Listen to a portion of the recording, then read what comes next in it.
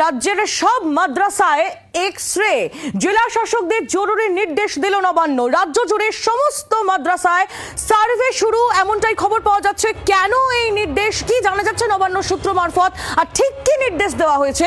অর্ণব, আমাদের প্রতিনিধি কমলাক্ষ ভট্টাচার্য আমাদের আরো বিস্তারিত জানাবেন। কমলাক্ষ, কি খবর? দেখো, রাজ্যে মাদ্রাসার সংখ্যা কত, নথিভুক্ত কিনা সেই মাদ্রাসাগুলি কোথায় কিভাবে নথিভুক্ত হয়েছে সেই সংক্রান্ত নথি, সেই মাদ্রাসায় পঠন পাঠনরত ছাত্রছাত্রীর সংখ্যা, শিক্ষক শিক্ষাকর্মীর সংখ্যা, এই সমস্ত কিছু সংগ্রহ করে ডেটা ব্যাংক তৈরি করতে চাইছে রাজ্য সরকার। এবং সেই মর্মে আগামী 5ই জুলাইয়ের মধ্যে একটি রিপোর্ট তৈরি করতে বলা হয়েছে সমস্ত জেলা শাসককে।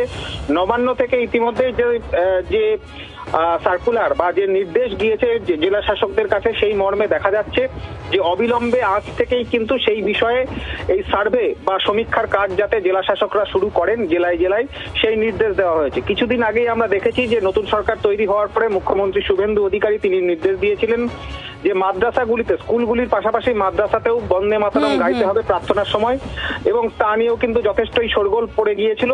এই মুহূর্তে রাজ্য একদিকে মাদ্রাসার পঠন পাঠনের হাল, সেখানে পরিকাঠামোগত উন্নয়ন, এর পাশাপাশি অবশ্যই সেই মাদ্রাসাগুলিতে কোনো অবৈধ বা বেআইনি কাজ হচ্ছে কিনা সেই বিষয়ে কড়া নজর রেখে রিপোর্ট তৈরি করতে বলা হয়েছে। কোথাও যদি কোনো মাদ্রাসায় বেআইনি কার্যকলাপের খবর পাওয়া যায় তার বিরুদ্ধে কঠোর পদক্ষেপের কথাও বলা হয়েছে এই নির্দেশে। ধন্যবাদ কমলাক্ষ, নজর রাখো।